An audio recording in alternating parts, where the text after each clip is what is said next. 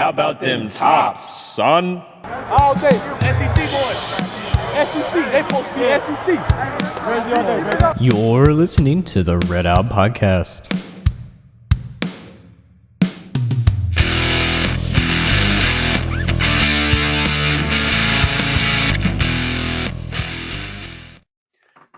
Hello and welcome into another RedOUT Podcast. Sorry for our April Fool's no-show last week.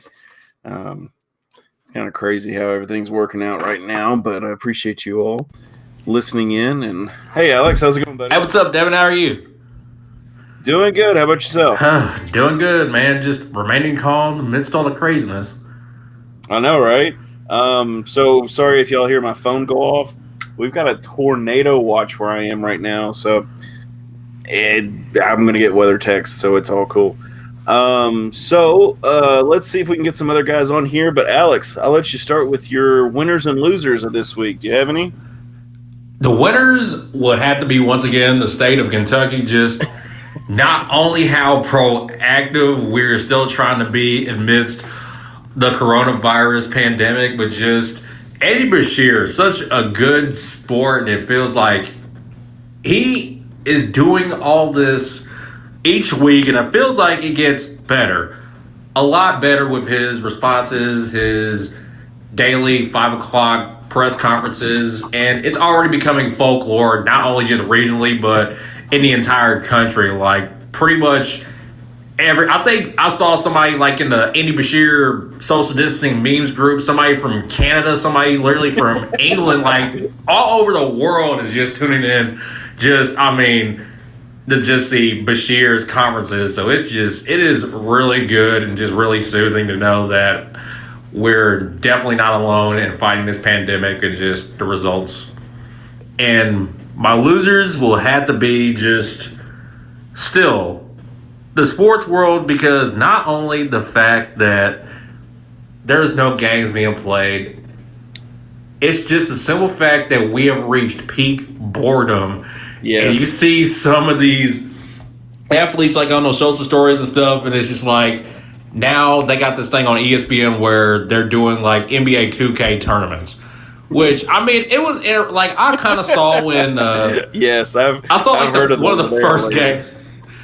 Yeah, I saw one of the first games Friday. I think it was Marvin Jones Jr. versus somebody else, and they were just playing 2K. So it was really interactive, but it just made you want to turn off the TV and actually play 2K. Like, it's just, I mean, I'm going crazy. I'm jonesing for sports right now.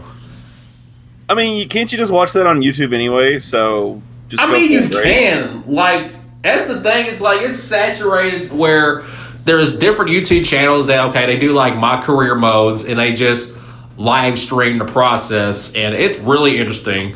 But just seeing the athletes, it's like, I mean, these athletes have lives outside of sports, obviously. Their health is way more important.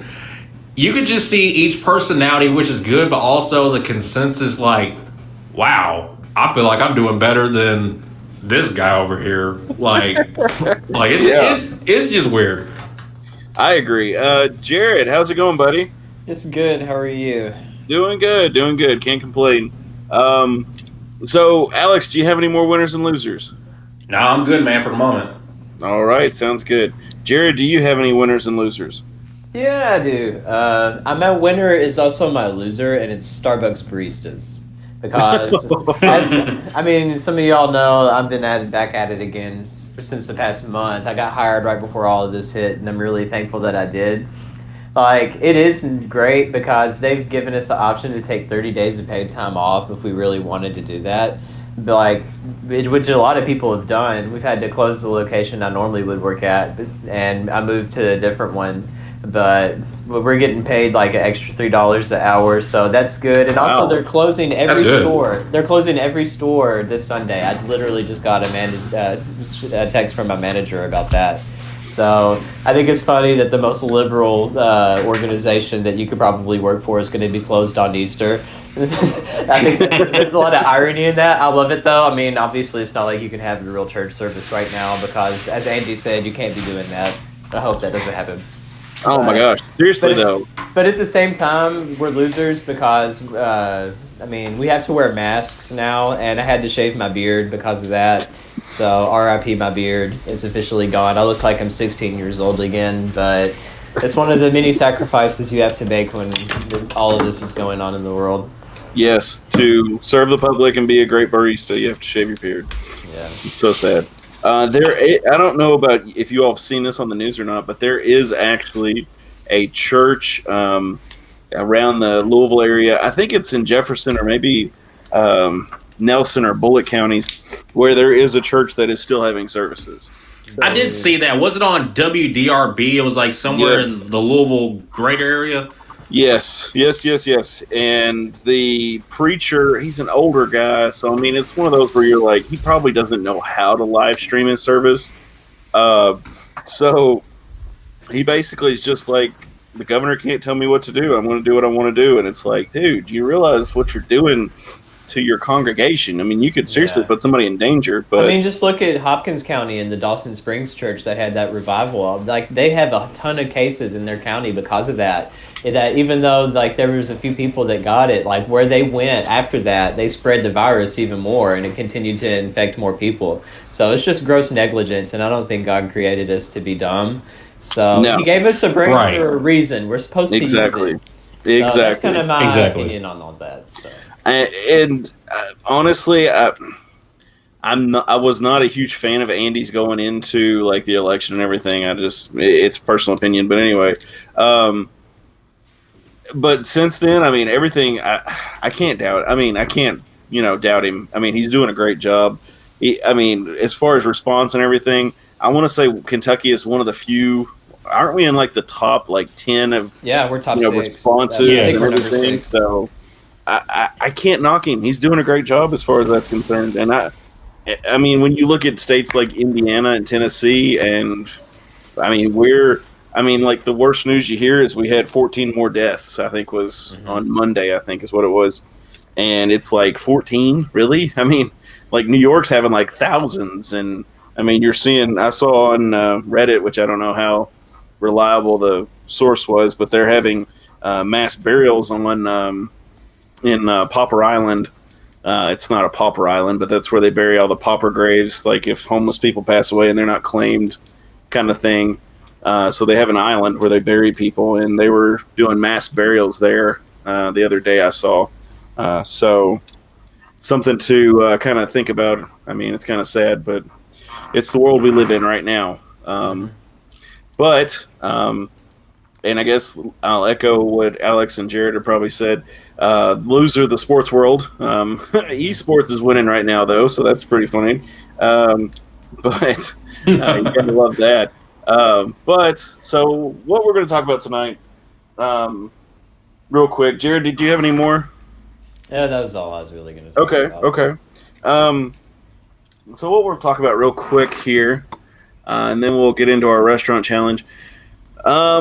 So just kind of updating on COVID-19. I know, Jared, you were just talking about you all are going to close for Easter, but you all are going to be open. You're not going to close for good, right? Oh, it's just for one day. It's just to give us a day off. Well, that's good. I mean, it's been wild because I work in Goodlettsville, which is right at the tip of Davidson County, outside of Nashville. And we've had our spurts where it's actually stayed pretty busy. But one of the days when I pulled in, we had 2 Metro police officers and an ambulance in our drive-through line. So we've had a lot of first responders and healthcare workers that have been coming in, which is what we want because obviously they're essential workers. But, I mean, we still have a bunch of other people that aren't really listening to the whole social distancing thing. I mean, it is Tennessee. That's kind of what I would expect from them because I live right on the state line. And thankfully, I mean, the traffic has been really light on the interstate, which I'm really thankful for. But, I mean, just stay at home unless you have to go to work. And if you go to work, then go straight home because that's what I've been doing. It's not that big of a burden. It's not that bad. I just want all of this to be over with so we can kind of move on with our lives, and hopefully that means sports will come back. So that's kind of my view of it. I agree. Can't say more than what you did there as far as that's concerned. Alex, how has your life kind of changed this far? Give us a little update from you. This week, as of yesterday, I recently just found out that I don't have a return date when it comes to my job. We're still doing the transitional rotations where 1 or 2 of us just come in, do the work, for like maybe 3 or 4 hours at the most. Go back just because it's still important work for our customers. But as a reason of being together, they are limiting that. So we're definitely going to be off quote unquote work, actual work, indefinitely.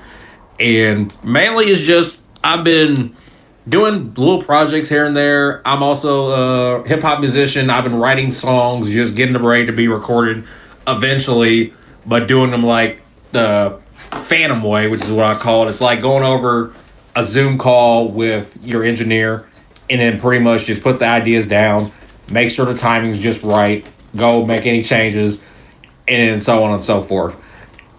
And then pretty much I've been helping out my neighbor, just taking him in town and stuff. I really haven't been going anywhere, which I shouldn't. No, yeah. You can't be doing that.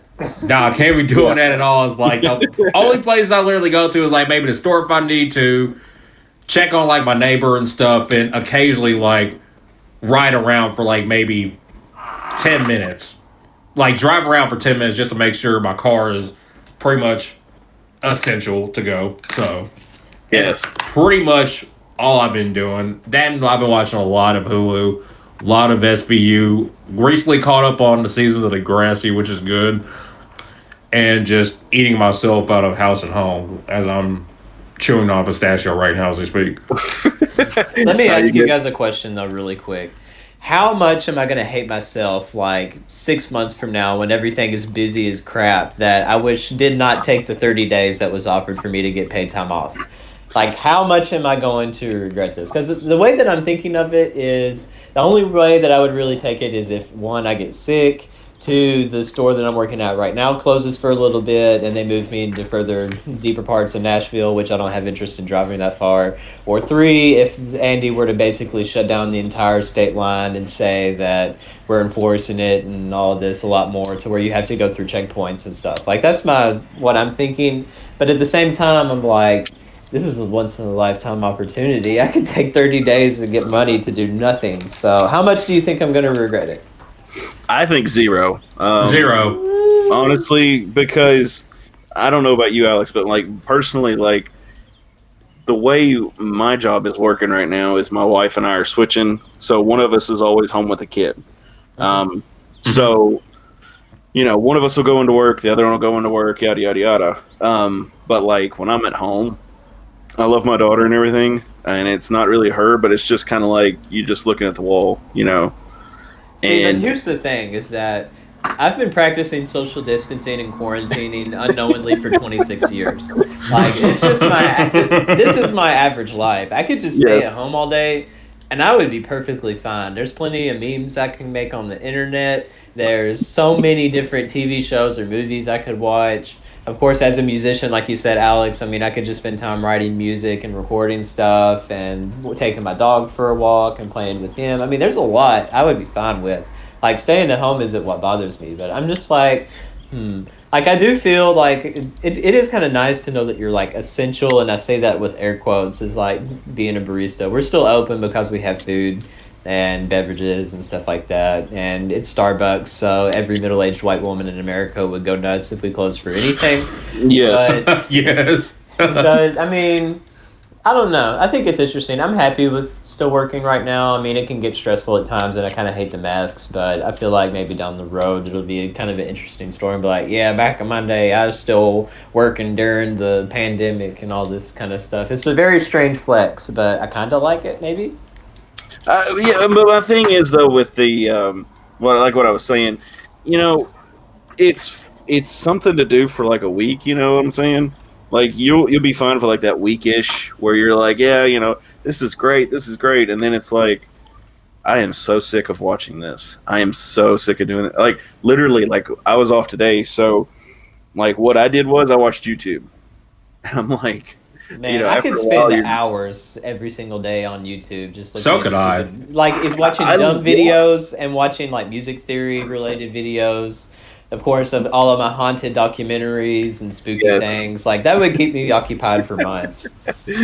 Yeah, I mean, and that's the thing. I mean, you watch shows, you watch movies, but after a while, it just kind of I hate to be cynical, but it's just kind of the same old shit. You know what I'm saying? But isn't Yes, even if that's- stuff was normal though, like your daily routine is still the exact same thing every single day, but you don't pay as much attention to it. So Yeah, you're right. Yes, that's where I'm at right now. Also, I mean, I've been playing my PS4, which I recently just got for Christmas. So I have like all the sports games, like the FIFAs, the NHLs, the NBAs. I keep trying to make a routine where I'm going to play every single one, but then boredom sets in pretty much. So I've been switching back and forth between Madden and I'm on a huge baseball kick since I'm missing baseball right now. I got the new MLB The Show game that I've been working on, like Road to the Show, which is just in-depth career mode. see, Alex, I got a challenge for you. I used to do this on the old NCAA football games. This is the ultimate challenge. If you have Madden or any of the college football games that are left, this is something you can do that is a very big challenge. It's not putting the difficulty the highest. Like, you still want to set it to like the hardest difficulty. But this is what you do. You pick the 2 worst teams, and then what you do is that you take all the sliders and you put them at 0. Like, not 99 or 100. You put them at 0. And then you do this even more. You take all of the skill levels of the players that you have on the roster and set it to, like, the most minimal setting possible. So, like, the worst setting that you can get for the worst players and have the sliders at 0. It is the most disgusting yet challenging thing you can ever do in a video game, and I recommend it. I'm going to do that. That is a good idea. Like, I put the fullback as the punter. I have like defensive linemen and like running backs as my offensive line. I have like my quarterbacks as my wide receivers and kick returners. My punter as my quarterback, and it is some of the most challenging things. Like, the final score might go into like 4 overtimes and have a final score of like 6-0. It's like the closest thing to like 1930s football that you can do. So you should try it. That is hilarious. That is hilarious. I'm honestly tempted to go purchase a PS2 just so I can play NCAA again, because literally this is the perfect time to go very in depth with your dynasty. I'm already doing that on Madden with 6 different teams, the Titans and the Dolphins being both of them, in this weird cloud franchise mode that I got set up. But still, it's like I have to force myself some days to actually just play it, because otherwise I'm just sitting here staring at these walls. And also, I've been trying to sleep more, but it doesn't work, because once you sleep more, you're just going to be overtired anyway, so sleep is pointless. But so yeah, it's like, I don't know where I'm at right now with this. I really don't. like, I'll never forget in the NCAA football game, I think it was like the 2008 or 2009 one on my PSP, that I took the 2 worst teams. I think it was like Portland State and Southeastern Louisiana University. And I put all the sliders at 0 and screwed with all the positions. That is the worst possible player for each position. And I think there was like a combined like 15 turnovers, and I think that maybe one team had more than 150 yards for the game. Oh my gosh. Jeez. It was so dumb, but it was really fun. That sounds like some elementary school football. Yeah. Now you can, Alex, I'll tell you right now, you can get a PS2 from GameStop for $50. Sweet. And that's you can get the slim and the old fat one for $50. See, that's what I love. I love the retro games. Dude, PS2 is my life as a kid. Oh my gosh, yes. I've got so many old games. GTA Vice City, that was one of the first games I ever played. Man, that's such a good one. Vice City was well, no. GTA 3 was my first intro to those games. Jake had it when was mine. It was through my cousin. Like, both my cousins came down from Wisconsin with my uncle, and they literally asked me over the phone, "Do you have a PS2?" And I was, yes. It was like maybe a month after I got the PS2, and basically we just spent the hours playing, and I was hooked. But my mom was hip to what was GTA and all that, so I didn't personally play the game again until my other cousin that was San Andreas like 3 years later. But still, I had to copy bootleg, so pretty much after like I was in middle school, my mom was like, "All right, fine, you're just gonna play GTA, fine. I don't even care at this point." Now, Vice City was amazing. I loved that game. The soundtrack was awesome. Yes, and San Andreas is good too. They're both really good. I used to remember the cheats. I mean, it was R1 L1, R2 L2, and then you do all your up down left right, and Oh yeah, you got like a bunch of guns and crap. Oh my gosh, it was great. Not to mention, San Andreas is actually the most memeable video game out of the whole entire series.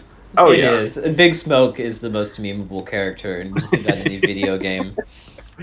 But I mean, honestly, you need to go back and like play it or look at the graphics for it now. Like, Oh, you it's so just look at it. terrible. It's Oh, terrible it's so looking bad. at those. It really is. Oh, it is. It's so bad. When I was, let's see, back in the day, so like GTA 3, and there was a game called Driver 2. Those were the two competitors. Of course, Oh Driver. my didn't do goodness. nothing on it. Driver should have got. Okay. I was a big Driver 1 and 2 fan. One Yes. was not that bad because I had it on the computer and it was more feasible that way. But 2, they had a good storyline. The graphics just sucked. Yes, they did suck. The thing is, I don't know if you ever found this or not, but when you do like the free drive, the sandbox mode, if you drive to Wrigley Field and get into the stadium, you can get a car. Yes, I did that religiously every time I played a game. Yeah, it was the only thing to do. Literally, God. like the only only two cities that you had. This is gonna show like I didn't beat the game at all because there were 4 different cities. The main ones when you play the game are Chicago and Rio de Janeiro, which is Yes. in Brazil. But the other 2 was Las Vegas and something else. I have no idea. I don't remember the second one, but I do remember Chicago was a big one. Rio was yeah, I do remember. But and that was my thing. Like I love Driver. Driver was great. But It was. but it didn't have the playability that like Grand Theft Auto did. Like once you got out of the car on Driver, you were done. Like you could run to another car and get in, but that was it. Like Grand Theft Auto, you'd run out, you'd jump out, you pull a gun, you know, you do this, you do that, but Fight homeless Driver, people. you were done. Yeah, you were just a wheelman. That's it. It was You- more or so the PG version of GTA. Definitely. The only difference is the only time they ever showed any form of like gunplay or intimidation was like through the storyline, and that was Yes. through the cutscenes. Yes, that was it. And it came with 2 discs. Like I think if kids nowadays had 2 discs, they'd be like, "What is this for?" I know. Oh, right. So let's go on real quick. Another thing, I guess, kind of like since we're talking like how COVID-19 is affecting our daily lives, I don't know if you all have been to Walmart lately. Oh God, no! I wouldn't go. Oh, there my for goodness. money right now. So I had to run to Walmart the other day and get some herbicide for work. Walmart is now requiring people to stand 6 foot apart. Okay, but this only applies at the entrance, which makes no damn sense. Yeah.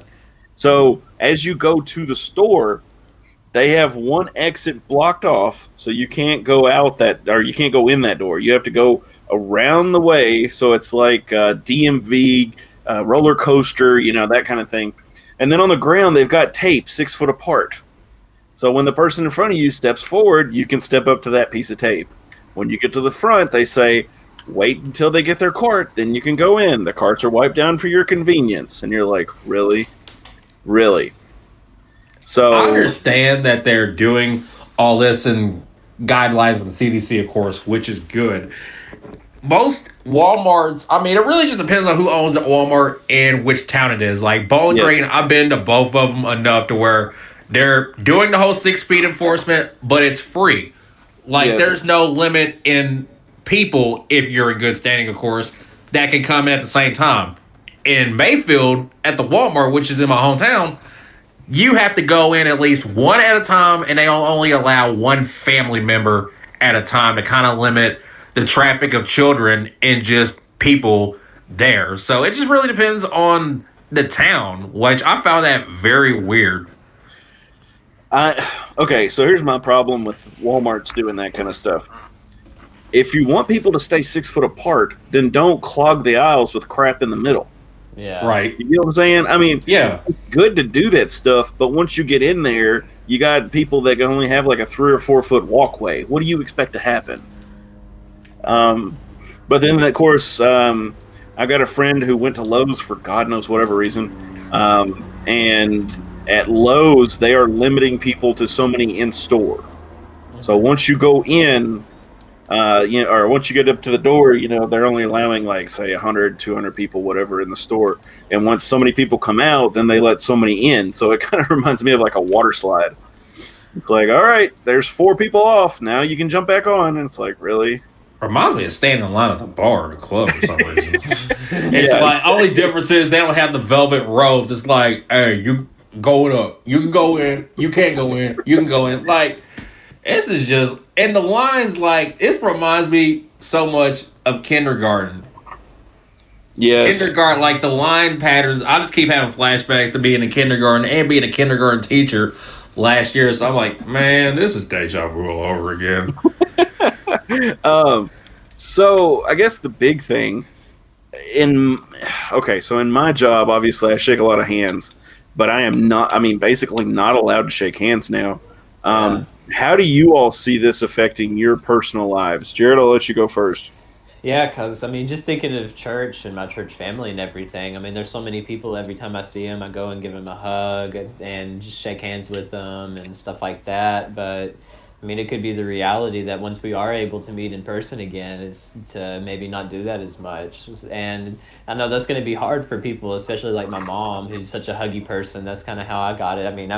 I'm better at social distancing than she would be as far as that is, but it's just going to be hard because it's not even something you think about. You see someone you care about and you want to go give them a hug or something like that, especially once all of this is going to be over and you haven't seen them in months.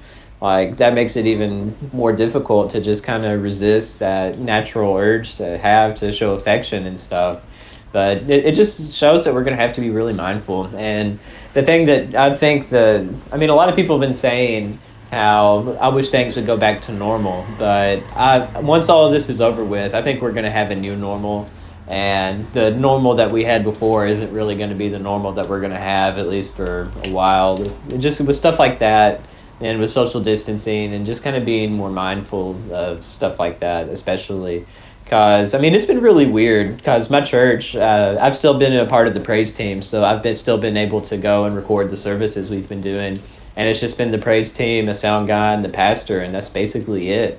And to still be able to have that mindset, be like, I'm playing for people, even though there's no one in the sanctuary, is definitely a very interesting kind of thing to hype yourself up to do. But it's just going to be weird because we're going to have a new normal once all this is over with, and I think it could be a good thing. It's just going to take a little bit of getting used to, but I think it'll make people appreciate what they have a lot more too, like especially with like your church family and just other friends that you may not get to see as often as well. And local businesses too. Like, there's some bars and stuff that had to close. Broadway in Nashville is completely desolate right now. And there's other places that have been affected that were like second homes to people that they would go to and just kind of hang out in cafes and stuff. So it's just going to be, a new normal for us once all this is over with. Yeah, it's crazy. With my business, we've started live streaming services. Now we try to do it in as good a taste as we can by not showing the decedent. So we just try to focus on the preacher as far as doing the live stream.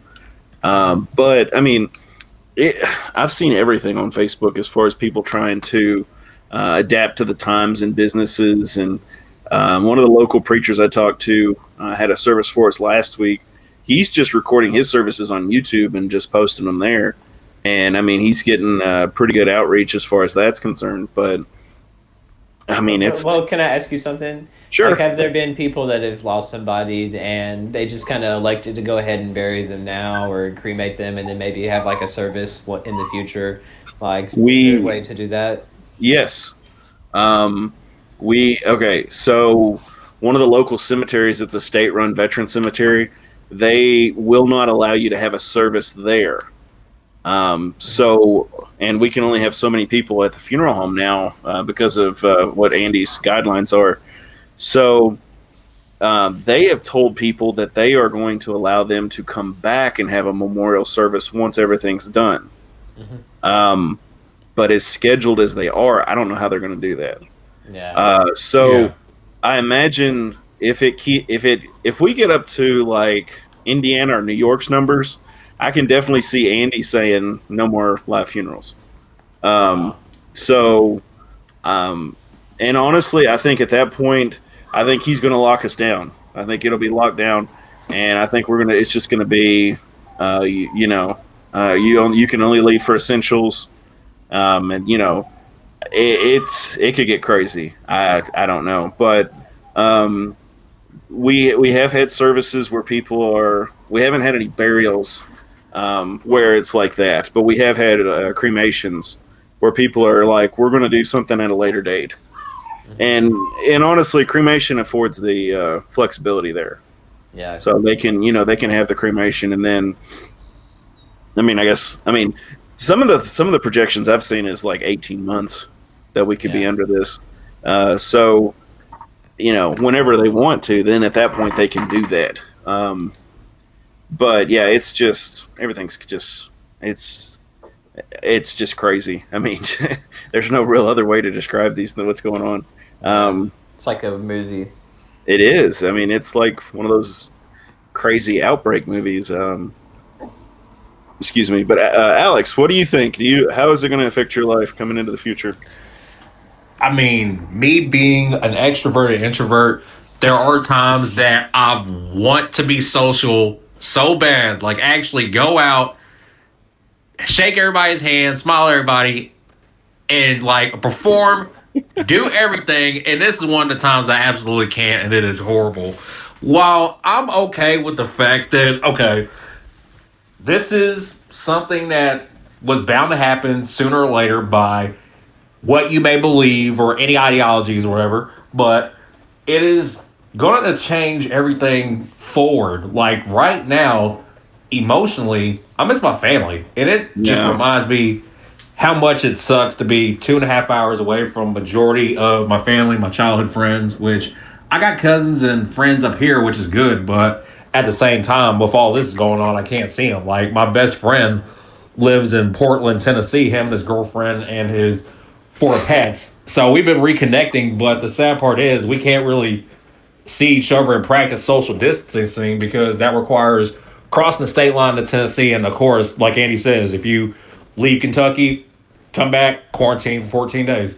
Yep. And so it's just like, I miss seeing my family. I miss seeing my best friends, my godson, which thank goodness for technology, but it's just not the same. Like I miss being around everyone. I miss interacting with everyone, which you can still do online, which I feel like is the funniest thing. Like pretty much my Twitter feed, like everybody's actually getting along for once and not really bickering about politics or sports, quote Titans Twitter, quote unquote, because we'll argue about every single thing. Side note, but it's just insane. That's all I got. Yeah, I mean, it's just hard to look on. It's good to look on the bright side of things too, because there's an Instagram page that I have that covers different styles of music and different bands and stuff. And I've been using this time, considering no one's really allowed to tour or anything, to do interviews with different bands. And there was one I talked to today in India that was halfway around the world, and I was able to talk to them just about a new album that they're doing and also how their country's handling everything. And it's just so weird because I don't know if I ever would have had that opportunity if I was doing my everyday life, but it was such a pleasure to talk to them and to be able to talk to someone halfway around the world, and they're still going through the same thing that we are. I mean, it may feel like it's just us right now, but we're all in this together as the whole world. So puts it into perspective. That's a definite thing to note, is that we're all in this together. You don't think you're alone. There are some states that are not giving out social distancing guidelines. One of them I thought was really funny. The governor commented was Wyoming. Which I don't know. Are there people there? Yes, there are people in Wyoming. The funny thing with Wyoming, though, is that Wyoming is like 1 person per mile per capita. I think that's social distancing. Oh, wow. Yeah, so the governor was like, we've been practicing social distancing for years. He's like, since the state formed, we've been doing social distancing. So he's like, I don't really see the need to put it out there. But, I mean, there's, I think Wyoming, the Dakotas one of the Dakotas maybe was another one. But it's definitely affecting things. So what do you all think as far as the sports world? Let's say I looked on Western's athletics page and I haven't seen anything yet. I haven't heard anything from Conference USA, but some other schools are thinking that if, like, let's say Western doesn't allow, let's say they don't allow students on campus over the summer, so that would push fall camp for football back, right? Theoretically. I think it'll push everything back for the most part, but it really just depends on what the NCAA and the other sports leagues are doing. Just because the simple fact that most of, like, President Trump did meet with the commissioners of each league, and of course there is now a timeline where pretty much sports may be back on under certain circumstances going into August. Right now, I've seen something online that the Major League Baseball teams, they're going to try to get together and actually play in empty stadiums in Arizona. This is not set in stone just yet, but just a broad idea. So either way, the fiscal, like, it all depends on, it's just a money thing with the sports. Like, fiscal years going into commissioners with front offices and every single franchise, you have to make sure the funds not only are allocated, but at some point, unless it's like a lockout, which of course this is next to a lockout being a state of emergency, I feel like sports will somehow make a comeback, but it's not going to be a full comeback. It'll just be a piece by piece basis. I honestly think baseball could deal with cutting their season in half. I think It's it already would. long enough, anyways. Even if you do cut it in half. Yes. I mean, seriously, like, I don't know, Alex. How many games do they play a year? It's like over 100. 162. 162. Okay, we could play 81 games and there would still be plenty. I'll be okay with that, honestly. I mean, and then you shorten the season a little bit. I think baseball could still manage this year, depending on how everything falls. Like maybe a couple off days or something, like during the week, if you're really going to space the season out like 80-something games. Yeah, exactly. I mean, But Devin, here's something I have for you. Is that thinking about the football and everything, like you were inside with all of that with Western for all those years, like not being able to do everything in the spring and potentially in the summer, even if they were to say that the season will start on time, like by not having those practices that you normally would and being able to kind of develop the players you have and condition and learn the playbook, like how much worse could our team be by then? I mean, I'd hate to think of it that way, but would we really be at our potential if we don't have as much time to practice? so here's what I've seen on the athletics page. They put out an article saying that the Hilltoppers are adapting mentally and physically during off-campus spring ball. So supposedly some of the guys, the coaches are still doing Zoom meetings. So they'll call the guys on Zoom, and they'll do a meeting and have them watching film and doing yada, yada, yada. And then some of the guys are able to get to access to workout. So they've got their own home gyms or whatever. There was one guy, I can't remember his name off the top of my head. Let me see if I can find him real quick. But he's working out he's in Lexington, and he's doing, quote, redneck lifting by pulling tires. I love those workouts. Yeah. Oh, okay. And His name Kavarius is Thomas, I know Woodford- he's down in Tampa. He's been Woodford working with them. Langford set up a gym in his family barn outside of Lexington and has been doing, quote, real country boy stuff like pulling tires. So, I mean, I don't know, but honestly, like, what the players are going to do individually is not going to be as good as what, like, the strength and conditioning coaches are going to get them to do. Nutritionally, it may not be what they need. So, I mean, let's say we do start on time. Let's say they don't get to go to camp. We start in September. I think the first few games are going to be rough as hell, honestly. Yeah. At least I it think would be it's like gonna that be for really basically everyone, though, wouldn't it? Yeah, I mean, theoretically, everybody would be out as far as conditioning wise. But the thing with me though is with if they don't do camp and they don't push it, I think they should push it back. Honestly.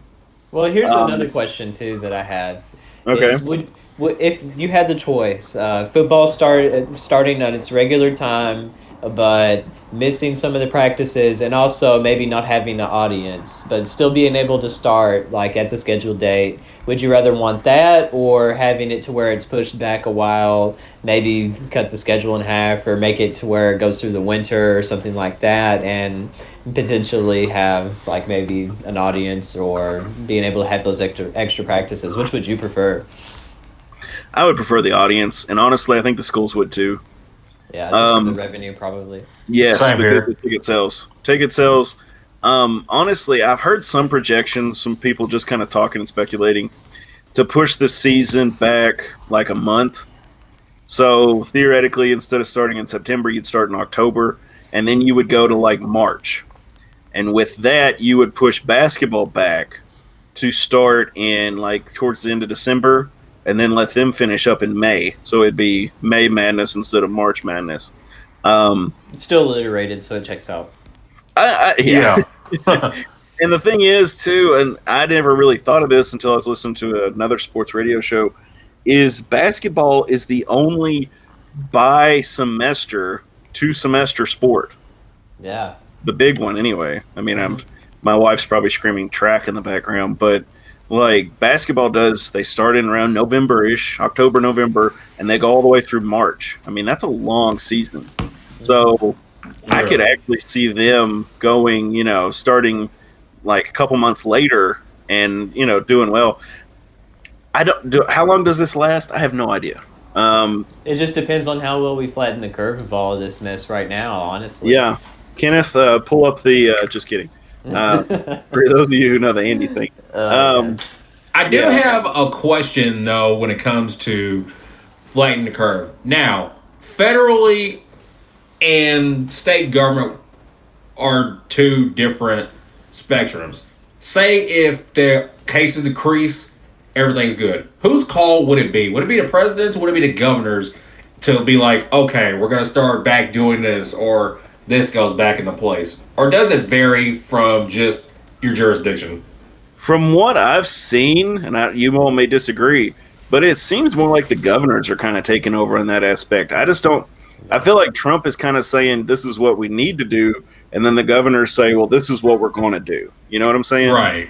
So, like, Trump will say, well, we need to do social distancing, and then Andy's like, well, we're going to do this, and then these restaurants are going to close, and these movie theaters are going to close. You know what I'm like? I never heard Trump say that was going to close. Does that make sense?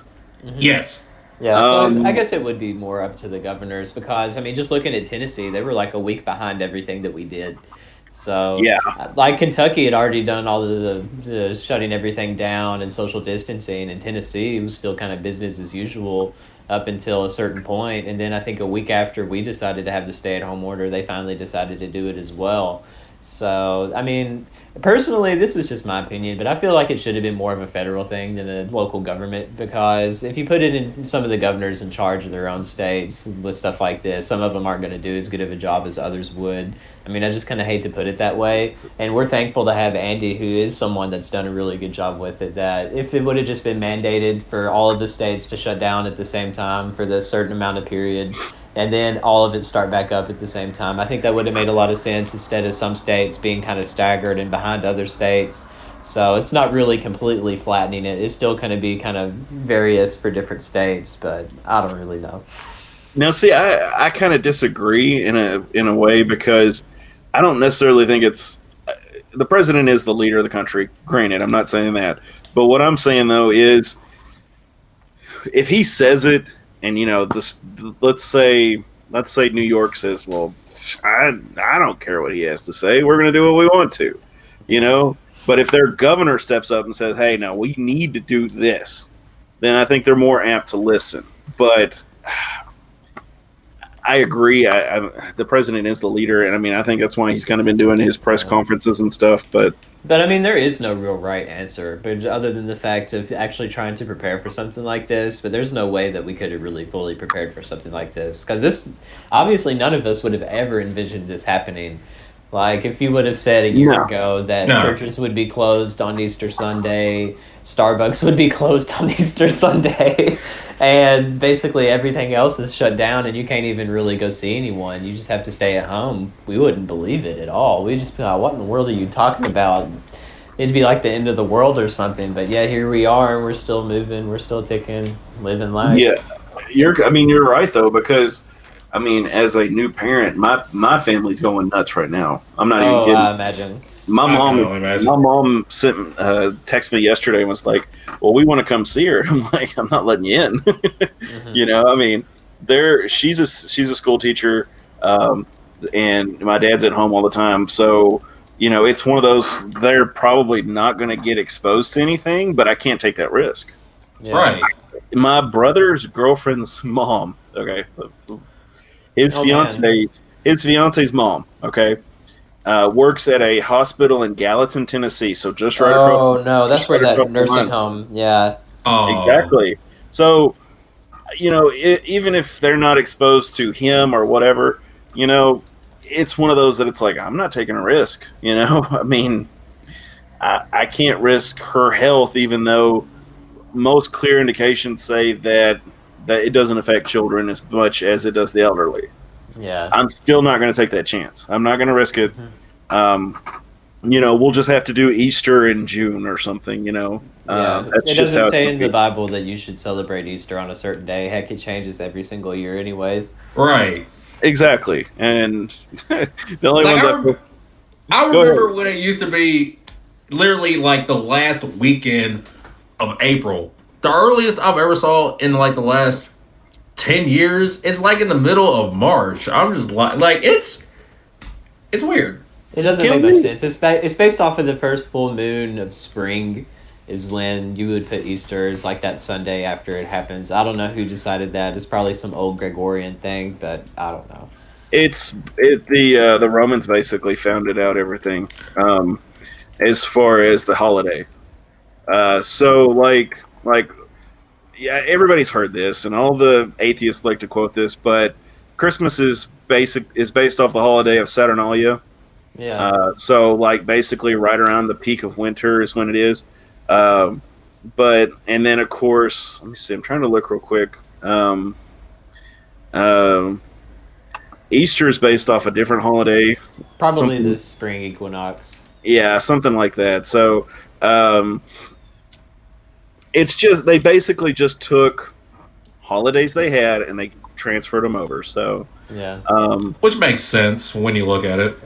I mean, mean- Constantine, when he put Christmas, he knew that the other one was like a major pagan holiday. He's like, you know what? I'm a Christian now. I'm going to make everything Christian. Here's a Christian holiday to interfere with your pagan holiday. Take that. And that's literally how we got Christmas when it was. you know, like I'm picturing like Constantine doing that little Brazilian guy salt thing. He's like- Salt He's like, Bay. we're gonna do this Yes, with yes. a little salt. So let's kind of, I guess, let's get more on topic since we've kind of gone off the rails. Just a little bit. Yeah. No, it's all good. No, it's all good though. It's good talk. it's not like we have Good. sports to talk about. We really don't. We right. The As only, I've shed a single tear. the when I only say that. sport, the sport that I want to look at real quick is the little meme that Jared posted earlier. Is you've got the $15 Oh, and yeah. you got to make a team. So let's hear. Let's go with Alex first since Jared made it. What's your team look like, Alex?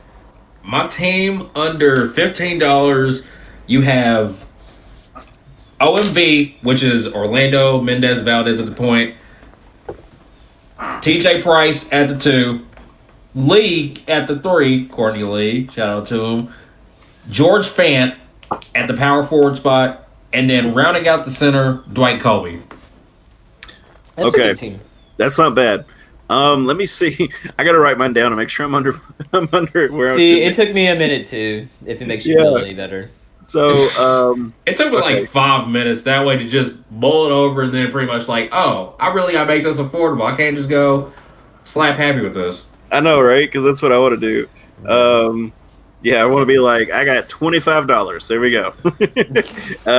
So, Jared, who's your team, buddy? All right. So my team was Tyrone Brazelton as point guard, I had TJ Price at shooting guard, of course. He's still one of my favorite players. I had Courtney Lee at the 3. I had Carson Williams at the 4 and Nigel Dixon at the 5. And I think that would be a very good team. Because honestly, Nigel Dixon may be the most underrated hilltopper that's played since 2000. Looking at his stats, they were really good. And Ross, he even shared the video of him against Arkansas State, literally breaking a backboard with one of his dunks. So he was a big old boy. I think he's 7 foot and 300 something. He's close to what Shaq would have been. So I think he would have been good at the 5. And, of course, Carson Williams. I mean, just looking at him, what he's been able to do so far. And he's due for a big season next year as well. I just think that would be a good team. And plus, if you put TJ Price and Courtney Lee next to each other with the handling of Brazelton, that's a good team. I'll take them over anybody.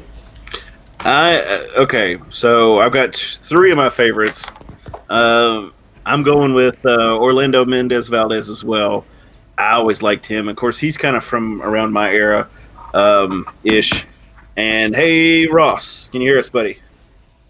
Better late than never. Right? Hey, guys. Hey, what's up, Ross? What's up, Alex? What's up, Jared? Yeah, we're talking about the graphic that we just posted. Yeah, we really nice. haven't talked about anything about the restaurant bracket or anything. We've been talking about everything. So we talked about the boomers complaining. No, we haven't got to that, but it's okay. We have. I was just doing mine. I've got Orlando. Gosh, I'm so tongue-tied today. Orlando Mendez Valdez. I've got TJ Price, Courtney Lee, Pettigrew, and Charles Bassey. That's pretty Very good. solid. That's really good. Very solid. There's someone here that you're like, yeah, I wouldn't have done that. And I'm sorry I didn't have enough money. When you put Courtney Lee and Jared Savage in the same category, I got to take Courtney Lee because he was my era. So, I mean, sorry, Savage, buddy. But I like that team. I think they would do pretty good. Ross, do you have a team? Yeah, I did similar to yours, but I think I varied a little bit. So I've just a couple quick thoughts since I kind of came up with this. I mean, it wasn't perfect. I think there's definitely a couple that are tweeners. I mean, I've seen a lot of people talk about Mike Wells being underrated. I've seen a lot of people saying,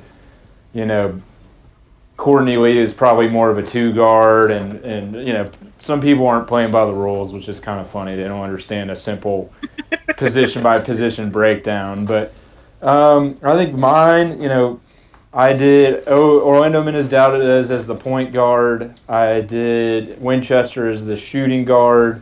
I did Josh Anderson as the small forward. I think he's really great value for $1. Yeah. I did George Fant, and then I did Bassey. So I think you got a lot of athleticism. You've got some really good shooting. Okay. See, none of us picked And an one NFL player, too.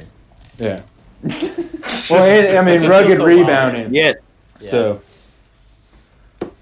Okay, so here's my question for the group. Has anybody picked Patrick Sparks for $4? I think mostly the dual UK WKU fans have picked him. I was going to say, because if you're purely a Western fan, you don't pick Patrick Sparks, right? I mean, yeah. I just I don't. mean, it depends. I mean, just the only argument I say for him is the point guard. I would say is the weakest position group. Yeah, You've got a bunch of guys that were. Let's see, 3 of the 5 were only there for 2 years: Brazelton, Sparks, and Bearden. And then Orlando Mendez Valdez didn't really come on till his senior year, and Derek Robinson was like a 2-year starter. So yeah. Point guard. That's why Sparks. And Sparks, if you look at his 2 years, the team was very successful. He was really good. If he would have stuck around, he probably would have been the easy number 1. So, Why wasn't Clem Haskins on the thing, Ross? Why Or wasn't Jim Jake McDaniel. Where's Jake Omer at? Georgetown College? I'll tell you, the only person, and I've been kind of hawking this since they've come out. I'd say someone just put all 5s, but the only person I haven't seen really picked. I bet is they were a Karush. Sixers fan. Yeah. The only person I haven't seen really picked is Karush, which that kind of same with sucks. Justin Johnson too. I hadn't seen And him I- picked a whole lot. And I love Caruso too. I almost picked him. But if you're gonna spend $4, you probably spend that extra buck and just get Courtney Lee. Yeah, I think Courtney Lee's the big dollar right there. Yeah, I think he's the big pick in that. I mean, not knocking anybody else, but Courtney Lee's probably the longest NBA player for Western, right? Yeah. Yes. Especially maybe he's the all only time. one- Yeah. Yeah, I mean, and he's the one we've had the longest in the modern era of the NBA that's actually done anything.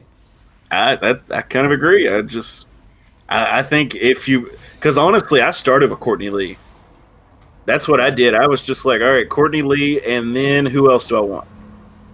So I mean, that's just me, but It is so funny, like you were saying, though, Ross. People picking like all 4s and 5s, be like pick Alex Rostow for every position.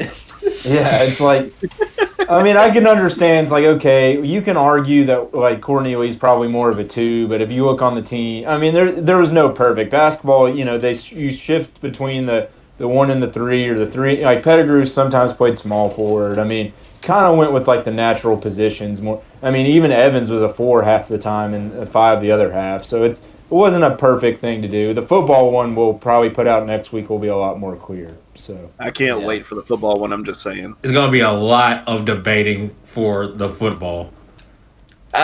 Well, the Ty Storied K1 Jakes is the only thing that I have.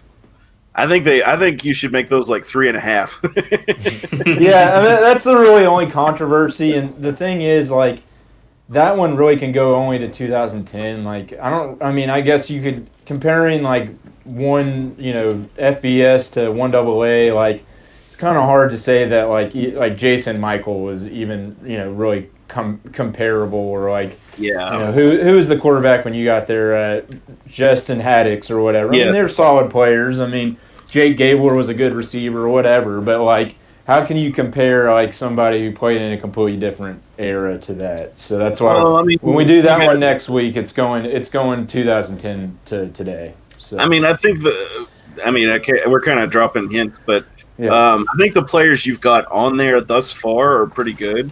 I think honestly, I wouldn't say Jake Gabler was probably one of the better receivers of his era. He was good. Don't get me wrong. Curtis Hamilton, but like you think like yeah. I mean, those guys were good, but I don't know how well they would have been at FBS level. So at least the good thing with the football one is that whoever you pick at tight end is going to be incredible. yeah, that's true. Yes. Definitely. And the other thing, just a little flash for everybody behind the scenes. Curtis Hamilton is an actor. I did not know that. Yeah, Yes, I saw that. He's done a few commercials. I think he did like a Tostitos or something. And he's in some TV shows or like really B-rated movies. So yeah, just a heads up. I saw that one day. Wasn't Gavin Rocker, who played when you were there, wasn't he on like some reality TV show or something? Yes, he was. And I thought that was good old hilarious. Gavin. What was that? Temptation Island or something? Was that what it was? It was something. Oh man, I never. It was some kind of show like that, and it was like, really. Was it the American version of Temptation Island? Because I know it's a popular show, like in Canada and the UK. Yeah, I mean, well, I think it was the U.S. version of it, but I can't tell you. I never really watched the show. I saw a commercial for it, and I was like, I know that guy. Where do I know that guy from? And then I started going through Facebook and stuff, and I was like, oh my gosh, that's who that is. Okay. So, with 2 minutes before our hour-long show kicks in here, we've got 16 restaurants left. In the East, we have Shogun versus Taco Bell, Zaxby's versus Pizza Hut. In the West, we have KFC versus Qdoba, and Culver's versus Arby's. In the South, we have Popeyes versus Buffalo Wild Wings. And the vote for White Castle and Texas Roadhouse ended up with Texas Roadhouse winning 74-16. R.I.P. Gut bombs. I know, right? Go Country Applebee's. And then the Cinderella Marks is going against Texas Roadhouse. In the Midwest, Chick-fil-A versus Wings and Rings, and Waffle House versus Outback. So we will start in the East. the number 14 seed Shogun versus the number 5 seed Taco Bell. And what we'll do, I need to pull that up, sorry. Let me pull up our deciding factor here, the wheel of decision, in case we get a tie. And also, I will allow, I did not think of it last week, but what we'll do is we will do challenges. So if someone thinks that we are all out of our minds and we vote for somebody that you all think should win and thinks that the public opinion would side with you, you are allowed one challenge. So make sure to throw your challenges out if you would like to. Let me add some other stuff here. Oh, I don't need more one. Sorry. So let's start with Shogun versus Taco Bell. The 14 seed Shogun versus the 5 seed Taco Bell. Let's go with Jared first. What's your vote, buddy? See, this is a clash of styles once again. It happens. Of course, your cheap Mexican, as I say in quotation marks, food versus the pinnacle of Asian stuff you can get in for pretty cheap and pretty fast in Bowling Green. Of course, Shogun, beautiful. I mean, even though I love Taco Bell and I eat there frequently, and I don't eat at Shogun as much, I still have to go with Shogun just because it's so good. I mean, like I said, their apps are so good. Of course, the bowls, really good stuff. I gotta go Shogun. Alex, what's your vote, buddy? I gotta go with Shogun, hands down. Ross, what's your vote? I'm gonna go with Shogun. I think you can't understate the significance of Taco Bell. It was probably one of the first non-burger type fast food restaurants. But I mean, if I had to, we're getting to the point where like, which meal do you prefer in the whole thing? And I would take a Shogun meal over Taco Bell meal every day. I mean, my wife and I, you keep seeing these goofy little quiz things on Facebook popping up, and she asked me, she's like, "Well, your favorite restaurant's Taco Bell," and I'm like, "No." Honestly, like my favorite cuisine is Asian. I love Asian food, so it's a sweep, definitely. Shogun takes it. I love like those Japanese style restaurants with hibachi, whatever. It's pretty good no matter what. Amen. The number 11 Zaxby's versus the number 4 Pizza Hut. Ross, what's your vote? I'm gonna go Zaxby's in the upset.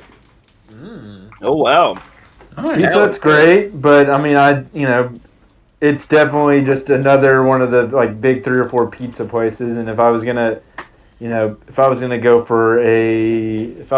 for a, I mean, I'm trying to think. If I was going to go for which meal I would prefer, I could go get a better pizza somewhere than Pizza Hut, but I think Zaxby's is one of the better fast food chicken places. So,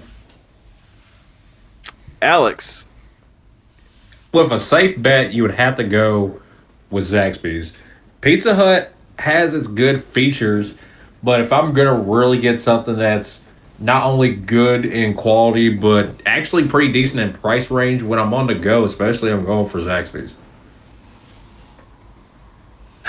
Jared, what's your vote? All right, not so fast.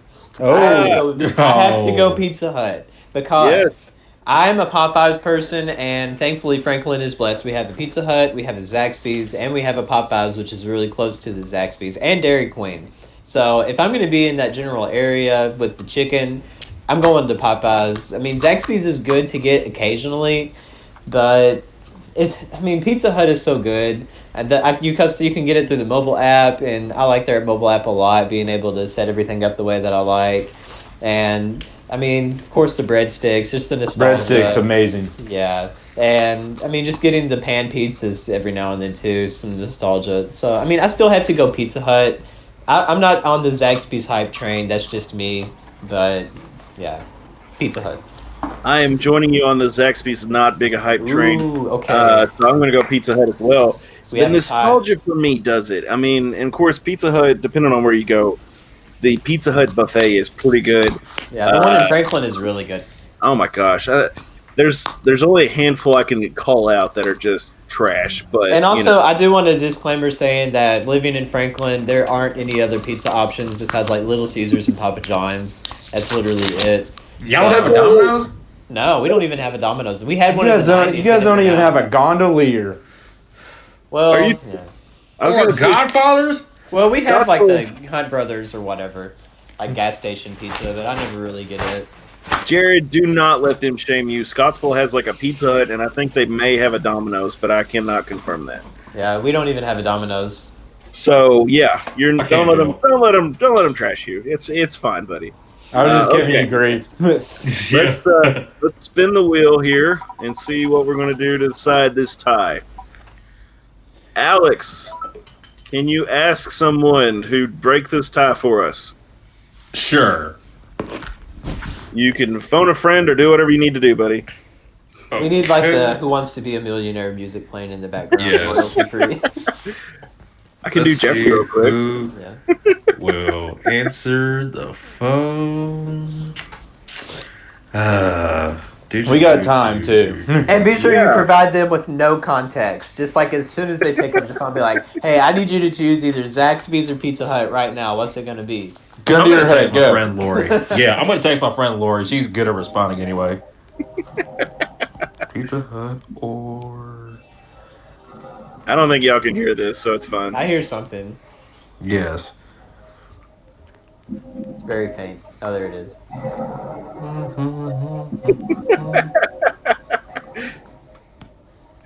That was not 22 seconds of an uncopyrighted music for us. So it's all good. So what we'll do while Alex is working on that, we're going to go to the West Division real quick, and we're going to do KFC versus Qdoba. And Jared, I'll let you start us off. I know it's Kentucky and it's Kentucky Fried Chicken, and I like I said, I mean I'm not on the Zaxby's things, but usually KFC. I loved KFC for such a big part of my life, but the one in Franklin has just gone to pot and it sucks now, and especially since they renovated and they got rid of their buffet, we don't even have that anymore. So Oh, yeah, it's just gone downhill, so I don't eat there anymore. But I mean, comparing like apples to oranges again, I mean, Qdoba is still so much better, so I have to go with it regardless. Yeah. Ross, I'll skip I'm over gonna have to- Alex real quick, and we'll go with I'm gonna you. have to join Jared. I love KFC. The inconsistency is what kills it, and Qdoba is consistently good wherever you go. The queso is amazing, and it's probably the best of the burrito type places. So I'm gonna go with Qdoba. It's going to be 3 for Qdoba because I think the Colonel would be very disappointed in what KFC has turned into. If it does not have the buffet, it's trash. I'm sorry. Yeah. The buffet is great. You can get the drive-through; it's fine. The best KFC I've ever been to was in Alabama. Like, full disclosure. No, it was so good. I think it was outside of Montgomery. That the chicken there was so freaking huge. Like, I got chicken legs, and it's like those turkey legs you would get at a Renaissance festival. That's how big it was. Like, the chicken here is so small, and it's just not very consistent nationwide either. So, at And you least think Alabama has it. I was going to say you would think that Kentucky would have the better chicken being this close, but No. Alex, do you have any luck, buddy? Yes. Before I start off with my answer for Qdoba / KFC, I recently just got an answer for the poll for Pizza Hut / where's my notes? Pizza Hut / Zaxby's, and Pizza Hut got the final vote. Yes. Oh, yes. Yes. That's it. Shout out to my friend Harold. He's like, it was a very tough vote, but he just went for Pizza Hut, hands down. And to answer the question for KFC / Qdoba, KFC, like I agree with Devin. If the KFC does not have the buffet, then it's just no good. They have spicy chicken, which is very good. And majority of the like to coincide with Jared, majority of the KFCs that are better are outside of, say, Kentucky. Indiana actually has very decent KFCs along with Tennessee. But hands down, I've got to go with the switch. Qdoba, only because I have fallen in love with their quesadillas. And I'm not, Oh my God, yes. like, I'm a very picky eater. Like, I just started eating, like, foods out of random that I normally would hate, like sushi. Oh my goodness, I love sushi. Yes. And I just now started to eat tacos with cheese in them. So it's like quesadilla. Like it just comes close. So get over. Yes, I mean, I completely agree with everything you've said there. I did not know KFC did spicy chicken though. As far as like the regular chicken, I didn't realize that. They do it at the buffet in Bowling Green, which is off the bypass, which it's the only That time was I go to amazing. KFC out there is just for buffet. That one's amazing. The one by the bypass there, yeah, that one's. I haven't been to it in years, but when I used to live down there, that's the one we typically went to. So Qdoba's going to get the nod there. That was the 5 seed Qdoba. Now we have the number 9 Culver's versus the number 2 seed Arby's. So let's start with Ross. Arby's versus Culver's. What do you think, buddy? Ooh, considering I just had Arby's tonight. I'm gonna go with Culver's. I think the dessert puts it over the top, and I mean everything they do is really solid, and the cheese curds are unique. I'm gonna go with Culver's. Nice. Alex, what's your vote, buddy? Considering the fact that I just had my homemade sliders that was from the crock pot earlier this evening, that just made me channel my inner Arby's. So I'm going with Arby's. Jared, what's your vote? Not so fast, my friend. I still gotta go. I hate Arby's. I don't know. I just can't find anything that I like there. I know their roast beef is like good, but it's never really something that I crave ever. So that may be something wrong with me. I'm sorry, Alex, but I have to go Culver's. I mean, the burgers are good. Of course, the concrete mixers and the cheese curds, glorious. Fair enough. Fair enough. I have a friend from the UK who said that when he Googled the butter burger, he thought it was great. He was so hungry. Obviously, they don't have Culver's over there, so guys in Culver's, you need to try and get over there. What a shame. But Arby's has awesome curly fries. Their barbecue chicken slider, which I don't know if it's still on the menu, but it was amazing. From what I found out, I guess they took it off the menu. I don't know. But to do the switch here, Culver's is the better restaurant, so I'm going with Culver's. So we've got 3 Culver's, 1 Arby's. Culver's moves on to face Qdoba, which, by the way, that's a tough matchup for me. It is going to be a tough matchup. Oh my gosh, these are getting even tougher. So now we're in the South region with the number 3 seed Popeyes versus the number 7 seed Buffalo Wild Wings. Jeez, why did this happen? Oh. This is a good one right here. I love this. Jared, we'll go with you first. Oh, God, this is an existential crisis moment. Because, like I said, I am on Team Popeyes with my local chicken that I get. But, see, I love B-dubs. I mean, it's a sports bar. Their apps are so good. Their fries are really good. Of course, just the quality of chicken is better. So, I mean, I have to go B-dubs as much as I love Popeyes. I mean, it's not really a place that I go to as much, but the food is better. So, I mean, I have to go B-dubs. Oh, this is a very tough matchup. So It is. Alex, This is hard. Alex, what's your vote, buddy? This is really tough considering the fact that you get different sauces with the boneless wings at B-dubs, but Popeyes, you have really good biscuits when they're done right and dirty rice. This is tough. Those biscuits could kill somebody. I'm just saying. I know. It is so, like, I figured, like, if Crayola wasn't created like a crayon, or Yankee Candle was created candle, Popeye's biscuit would have to be something that needs to be patented. One of my favorite things I've ever heard was when Booger McFarland was talking about somebody that was like a big wide receiver. He's like, man, they're only a Popeye's biscuit away from being a tight end, and I died so hard. That is the greatest thing. It is so fattening. I think they serve those biscuits in Guantanamo Bay with no water. Mm-hmm. I'm just saying. That It's like the equivalent to waterboarding, pretty much. Probably. Yes. So, Alex, I'm sorry. What was your vote? You're good. My vote, I'm going to go with the upset. Popeyes. Oh, I respect it. I respect it. Ross, what's your vote, buddy? B-dubs, man. All day. Ooh. Original mass-produced wing place. beer, and just a great atmosphere to go hang out. If I was, you're in and out of Popeyes, B-Dubs, you can make an afternoon out of it easily. Yeah, back in my day, people could go to restaurants and actually eat inside of them. It was crazy. We could come within 6 feet of each other. It was crazy. We watched sports, and it was on every day. So my vote, I'm going to go with Buffalo Wild Wings. I'm not going to leave y'all in suspense because, like, the boneless chicken nuggets, wings are really good. Buffalo Wild Wings all day. Popeyes is great. Don't get me wrong. I love Popeyes. And I love to get their large sweet tea, which, by the way, I think that could last you for like 6 hours driving down the road. You would just have the energy like all day. And fun fact for you, on some football trips, they would buy meals for the players and support staff.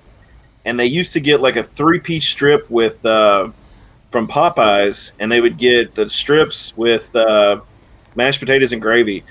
And for whatever reason, like, they always forgot to give us utensils. So I just made it into a dip, and that's what I've done to this day.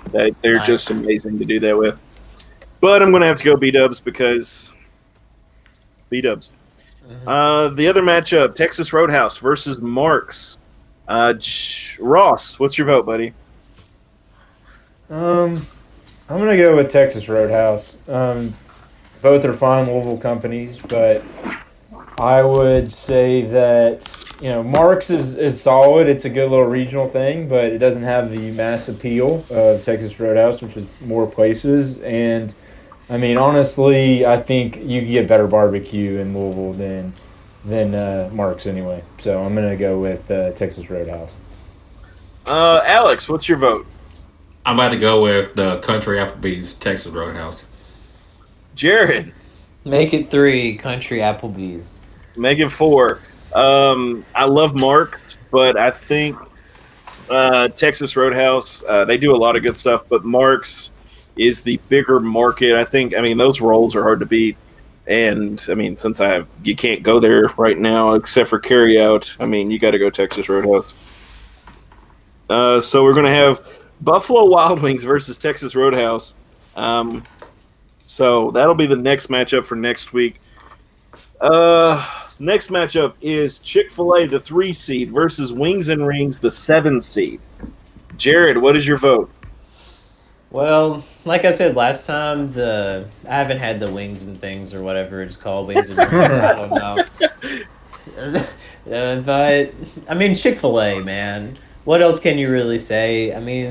I'm not as much on the Chick-fil-A bandwagon as most people are. That I know the Lord's chicken and everything, but still, that's what caused this whole mess. Is that they went after the Lord's chicken? But okay. Well.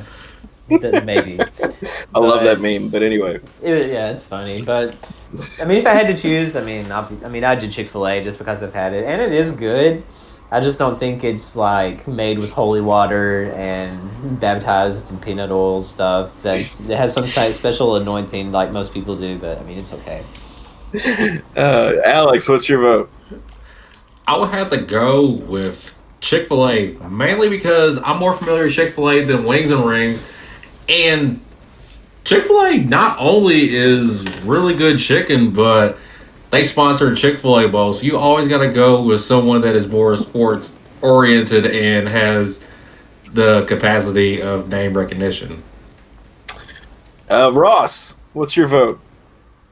Wings and Rings, I think, made a great run. I think they kind of came out of nowhere. And what is this, the Sweet 16 we're in, or where are we at? Yes. Yeah, they had a good Cinderella run. It should be commended, like Florida Gulf Coast, or but That's exactly what I was thinking. You're running up against Chick-fil-A, who, like, I'm with Jared. It's not. It's a little overhyped for my liking. I think people like the service more than the food, but Chick-fil-A's got it. So definitely agree. Chick-fil-A, Wings and Rings is good. It's just like you said, they're the kind of the Cinderella story. I believe Chick-fil-A's recipe is actually they take the leftover wafer cookies from communion, they crush those up to make the breading for the chicken, then they make the holy water into the fryers, and that's how they make the chicken. Yeah. Marinated in pickle juice, of course. That's one thing. My wife hates pickles on her chicken sandwiches. So, but I love Chick-fil-A. Chick-fil-A is great.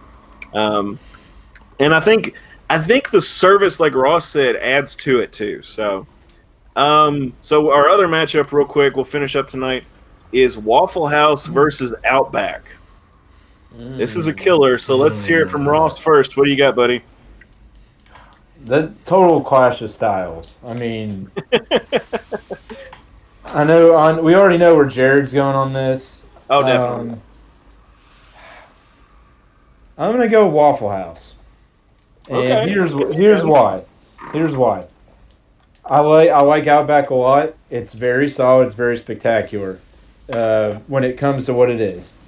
But there's places for pretty much every food item besides the bloomin' onion. I could go get something better elsewhere for a similar price. Waffle House is just greasy goodness, hangover food, great memories. You can go to the middle of nowhere and enjoy some Waffle House. That's my vote. Okay, Alex, what's your vote? I gotta go with Waffle House. Y'all are just trying to trigger me, aren't you? It's just, I'm sorry. It's like Waffle House is, like Ross said, it is the perfect place to go out in the middle of nowhere and enjoy some waffles. The hash browns and their sausage actually does it for me. Hash browns are amazing too. Yep. Yes, I'm an ambiance person. Like, if the cooks aren't smoking cigarettes, or if there's not a security guard outside, or at least some form of an argument inside of the establishment, is your Waffle House really worth it? Exactly. Oh my gosh. Jared, what's your vote? Or do I even need to ask?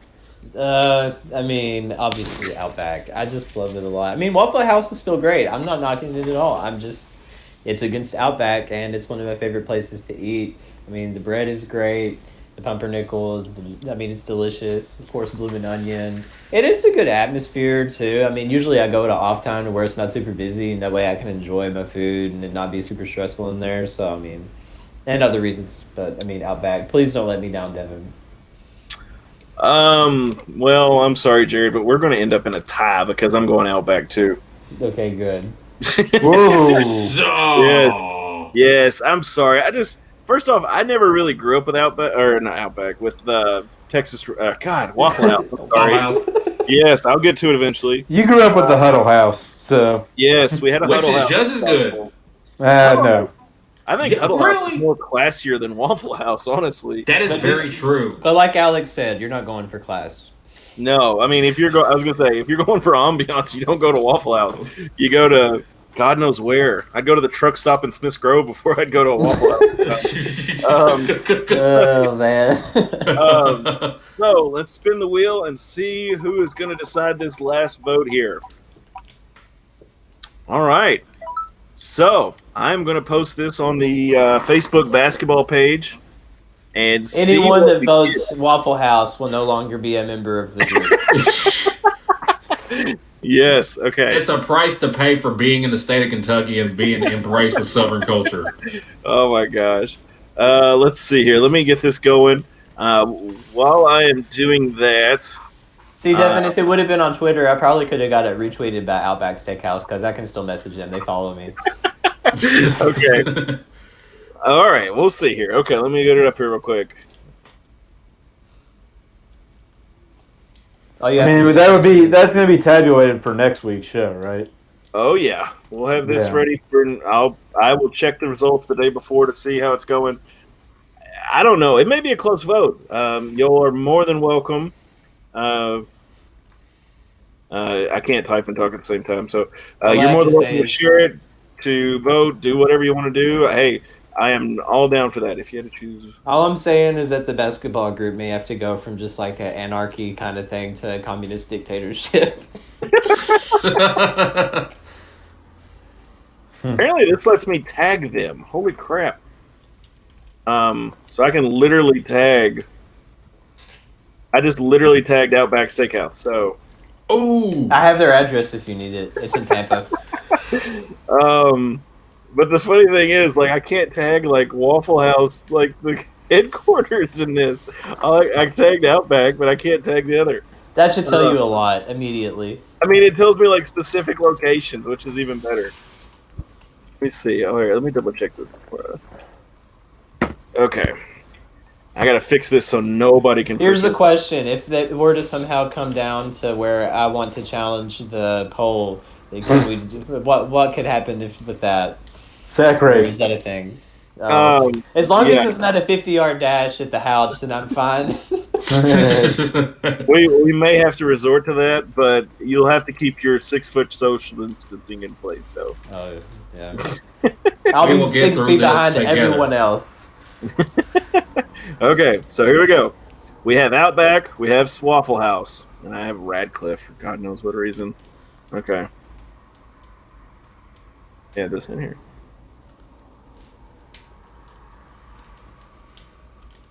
Wonder what would happen if Outback actually picks this up and goes with it. That'd be hilarious.